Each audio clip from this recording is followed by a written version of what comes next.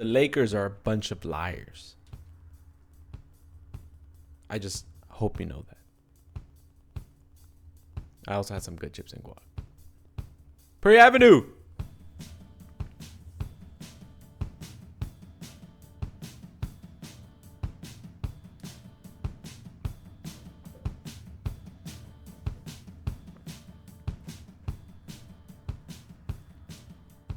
Hello and welcome back to episode 24 of Prairie Avenue. It is June 27th and it's NBA edition because, we're in the off season and we didn't really care about the Celtics winning the ring at all and, topping all time of most rings by a franchise. Who cares? And we're not upset about it at all.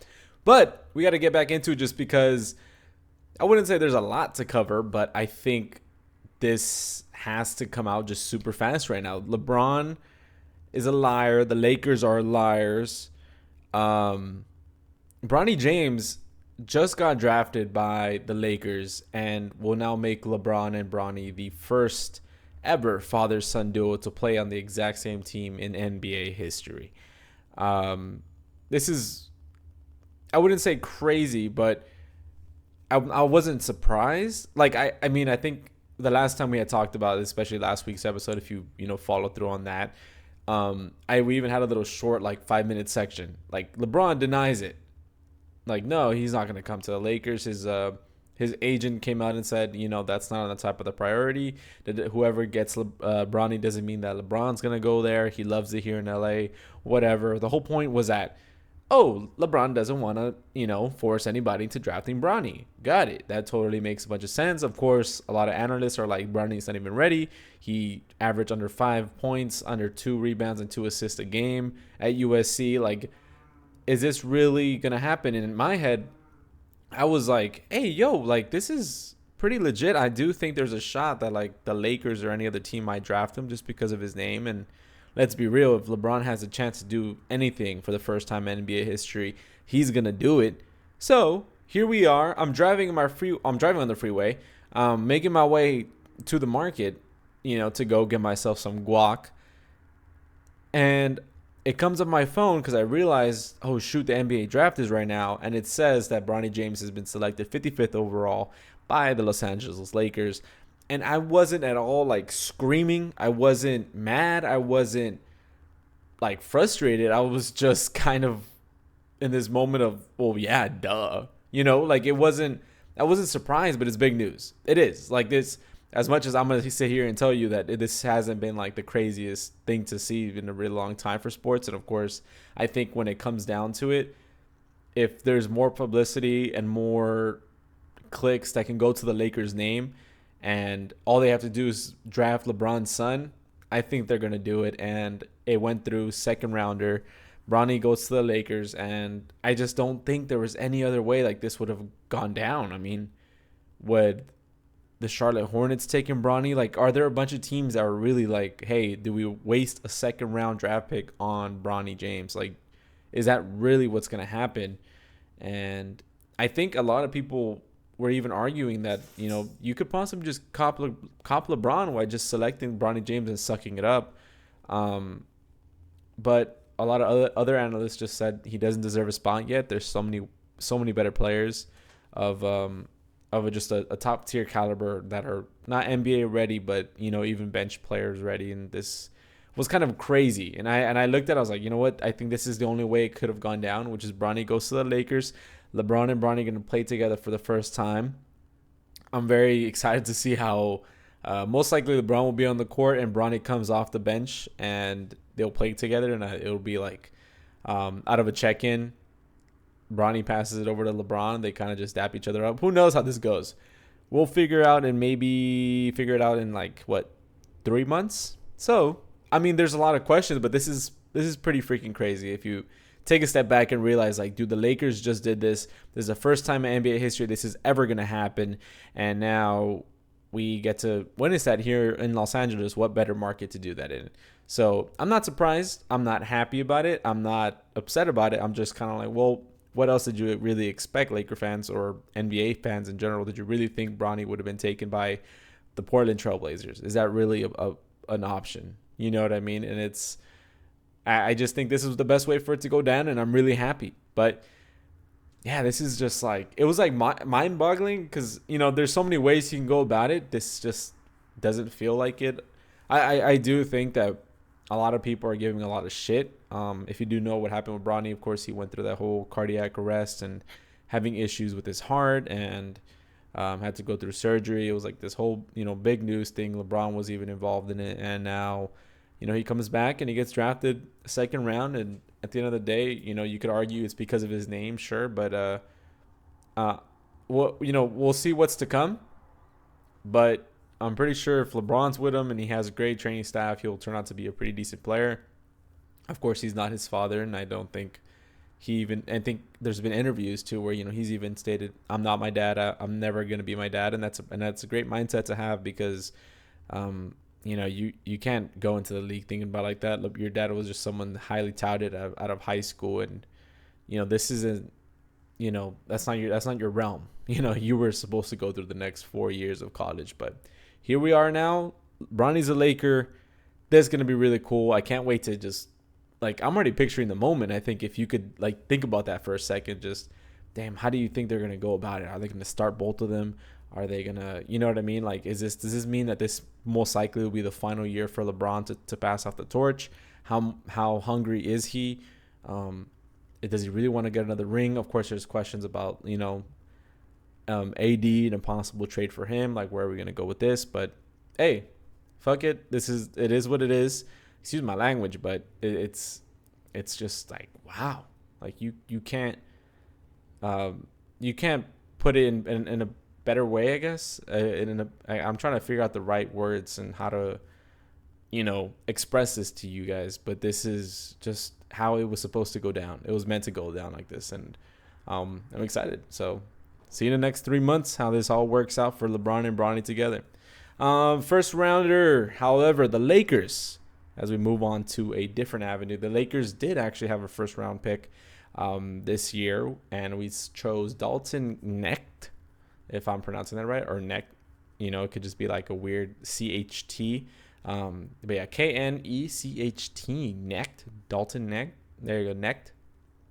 That would probably be the better way of saying it. But Dalton Knecht out of Tennessee. University of Tennessee, the Vols or the Volunteers. He did pretty solid. I kind of just looked into him just a little bit more. I think the consensus for this draft class of 2024 was there's not that many names that we've heard about. Of course, last year it was all about Wemby, and then there's other, even down to Jaime Hakeem, him going to the Heat, all the way down to the 13th pick. There's so many names that you're oh yeah, I've heard of them, or yeah, these are some players that we're supposed to be looking out for. Then you had Paulo. You had so many players that were going first overall, Zion Williamson, that you got this hype and energy about. This year there really wasn't that at all. I can't even name you the actual first the first overall pick. I just know he's from Europe or something. This is it's a really weird draft class. The only person I really knew that we're going to go into were Bronny and Jared McCain. If you know Jared McCain, he's the guy that plays for Duke, really big. He's actually here from Corona. Played his freshman year at Duke, had an outstanding season, had an amazing run with them for March Madness. The whole hype around him, TikToker, social media guy, and everyone loves him, and he's really well respected. There's still the people that hate on him just because he paints his nails, but he's so amazing, and just this athletic ability. Point is, the Sixers got him, so I'm all right, and we're just waiting on Bronny.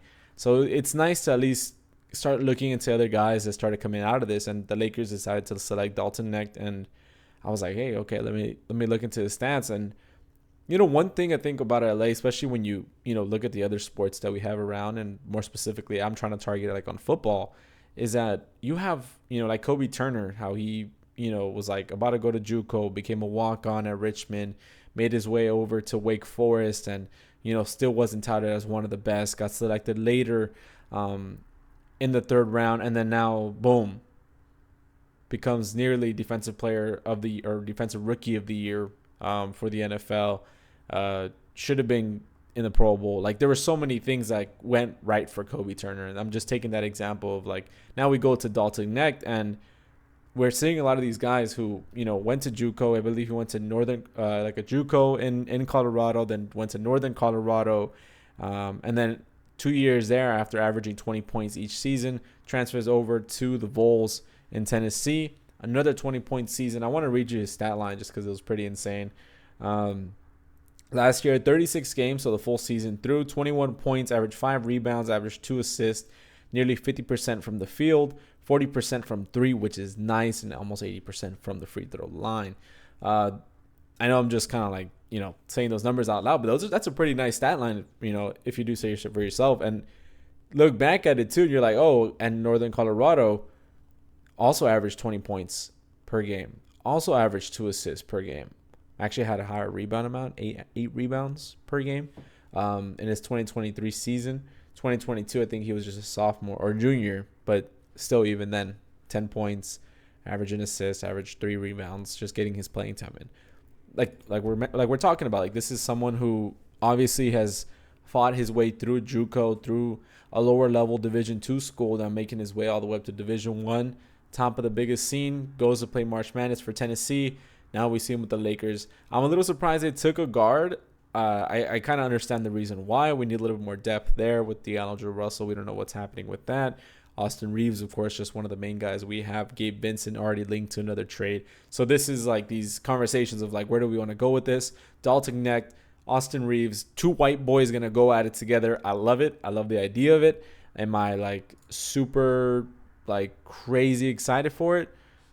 Yeah, low key. I mean, I'm not gonna like just say no. I mean, this is pretty cool. I think if you have someone that's a decent scorer, if that 3-point percentage, stays consistent, he shoots around 40 to, maybe even go to up to like not 50. I know that's really rare, but just to have numbers in that stature for this upcoming season, he's gonna be a lethal weapon for the Lakers, and that's really cool. I forgot I also had Bronny James's stats. I mean, 5 points, 3 rebounds, 2 assists. It's not really what you want to see. But, of course, 2 guards taken. So, Bronny and Knecht both shooting guard. And then Bronny, shooting guard, point guard. You can call him the one. Just depends on where they want to play him at. So, I'll be excited to see their connection, both coming in as rookies together. But this is... I mean, don't get me wrong. I like Dalton Knecht. I like that we're trying to go more offensive. I think our defense can kind of fix itself. 100%. I do think that LeBron kind of contributes to the whole like downside of our defense, just because when we do, like, I mean, if you watch any of the games like throughout the year and you're watching consistent Lakers basketball and you're like, dude, like LeBron puts no effort. And that's not even just if you watch, the Lakers throughout the year. You could ask, possibly any other casual, not even casual, but just pretty good NBA fan. They're like, nah, dude, when you watch LeBron play, especially in the playoffs, you just see there's no hustle, there's no drive. And when it comes to the defensive side of the ball, and yet he's the one that's always screaming and stuff. So we'll see how this changes now that you have Dalton, but also more, freaking his son's coming. This might change how LeBron acts, and LeBron decides to play more on defense and reminds himself of hustle. So this is going to be really cool for the future. It's gonna be a short episode. I just do think like this is gonna be one really important thing to talk about. I mean, if I just add this on YouTube right now, a few hours after it drops, it kind of just goes crazy, and that's kind of just what we're shooting for here at Prairie Avenue. But last part, Clippers draft Cam Christie. So if that sounds familiar, it's because we have Max Christie with the Lakers, his brother coming over from Minnesota, the Gophers. He's gonna be now playing for the Clippers. That's really nice. I also have his numbers pulled up, so let's go ahead and read that. 11 points, nearly 4 rebounds and 2 assists, 40% from the field, 40% from the 3-point line. So that's going to be really freaking cool. Let's see. Has he just been playing guard, really? I mean, yeah, even last year was just his first ever season. He was a freshman. It's not even telling me. I think he's a guard, though. He looks pretty tall, so I think he's a guard. Point is, the Clippers get him. They didn't have a first rounder. So Clippers end up just taking Cam Christie here in the second round. I think the most important thing to point out, especially because I don't think we're going to have much of like NBA episodes coming from like, for a really long time. But I think what's important to talk about is just the fact that Intuit Dome is really nice. I live here on Prairie Avenue. That's why it's named Prairie Avenue. it's the reason why I've even created it. It's kind of like where I'm starting myself up again, and I'm driving past this every single day on my way to work, and I see like into it. I'm like, I first saw like kind of like the layout. Now it's looking so nice. The palm trees are getting set in, the benches, the where everyone's gonna be scanning in their tickets. I mean, Bruno Mars is opening it. Then right after, Olivia Rodrigo added some shows from here to the Forum to now just go a few blocks down to the Intuit Dome. Like everything is kind of putting itself together. The parking structures are so freaking nice. Like everything is so cool. I'm excited to see what's gonna happen. I love the promotion that they're putting on for it. I'm popping my peas. Holy shit! But I like the promotions that they're doing for it. I kind of feel like there's not that many fans going for it. I feel like every other day I'm always seeing like these ads or promotions for the Clippers and their wall and their season tickets, and sometimes I'm just wondering whether or not they're just not selling out. But I'm really happy that there is an owner who genuinely cares about the organization and the franchise and wants to keep it a staple here in Los Angeles. Um, of course, the Clippers have been here for a really long time, so you can't compare it to any other franchise like I would say the Chargers, who are fairly new too. Of course, they started out in Los Angeles, San Diego, they came back, but still, it's it's a little bit different. The Clippers have been here for some time already, since I've been a child, and now the Clippers, even though they also came from San Diego, they're here. They finally have a new stadium. I know there's a lot of mixed feelings as to how people like the idea of gentrification and how it's impacted this whole entire area of Inglewood, but it's great to see that somewhere where I've been, where I was raised, to like start becoming this huge center for like this urban area for sports. It's not necessarily for like mall and shopping, even though they added that, but I mean, it's meant to be like this sports, dome for the Forum and entertainment area, YouTube theater, SoFi, now into a dome. But hey, it looks nice. The wall seems like a good idea. I don't know if it's gonna work, but all is going well for the Clippers organization. They also have that new logo, but we also talked about that new logo. It's really freaking badass. Man, it's crazy to see like it's all kind of coming together. It'll be really cool to see what happens in a few months time when we have the first preseason games and Intuit Dome's inaugural game. So let's see what happens. I want to go. I'm most likely gonna go. I'm still gonna be here, so I'm still have my lease up. Like I'll probably end up going, just to one game, just to experience the dome for the first time, and have that story forever.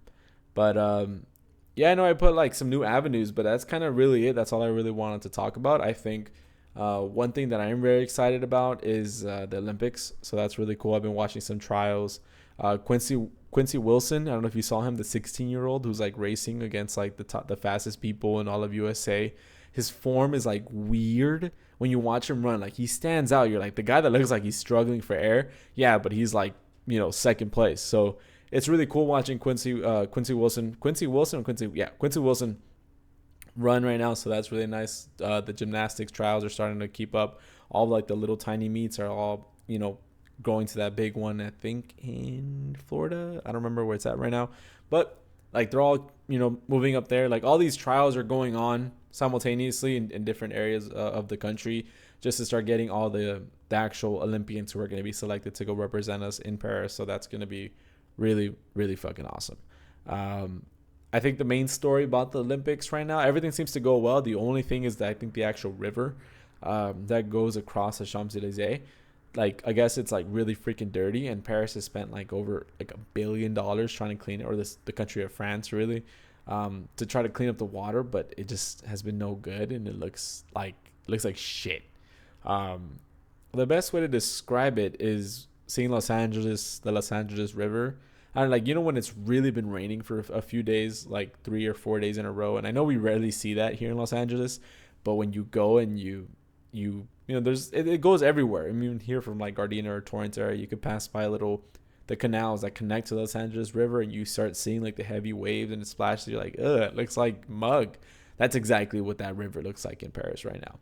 So they're trying to clean that up. Either way, all the trials are going on. I love the Olympics. It's always been one of my favorite things to watch since I was a kid growing up. It always like brings my heart. My favorite thing to watch, winter for sure. I think it's just called the decathlon, but I think it's a different name, but something like lawn.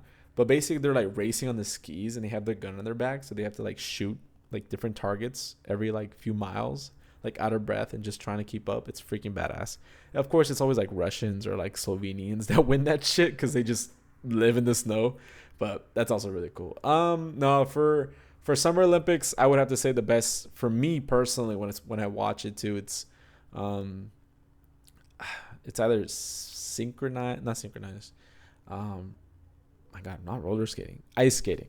Like the actual like dancing figure skating. That's fucking awesome. I love the partner ones, like when they have to do like the spins like at the same time. So beautiful. Um, but my best, I think my most favorite one is diving. Like diving from the bungee board and like having to land down. That's like the coolest shit in the entire world. Because you could genuinely just be a judge. And you're like, oh my God, like he made no freaking splash. And it's so cool. Point is, Olympics are coming up. That's really nice. We'll see about an episode next week. We're going to have to really like buzz down maybe Monday or Tuesday. Just try to like hustle it up. But we actually are going to Mexico. So I'll be gone for 4 or 5 days. Have vacation time. Gonna take it. Haven't had a vacation since God knows when. So that's gonna be really cool. I mean, I don't know. Like, I haven't been to Mexico since I was like 5 when I went to Oaxaca. So that's like freaking dope now that I get to go back. But yeah, a little nervous, a little excited. More than nervous, but I think it'll be a lot of fun. So we'll see how it goes. I'll probably be gone for the week. I'm hoping that I record Monday so I can at least have an episode just drop for you guys. But we'll see what happens. It's a short episode, 20 minutes, if you consider that short. But Lakers draft Bronny James, and we'll see what happens in the next few freaking months. Thank you so much for listening to Prairie Avenue once again. Don't forget, like, subscribe, follow, rate it 5 stars on everything. It helps me out more than you think. Just one rating, like, genuinely just like changes so many different impressions and people that are able to view this stuff. So thank you so much. We'll see you hopefully next week here on Prairie Avenue if I'm not eating tacos in Mexico and maybe getting some food poisoning. Who knows? Thank you so much, and I will see you next time.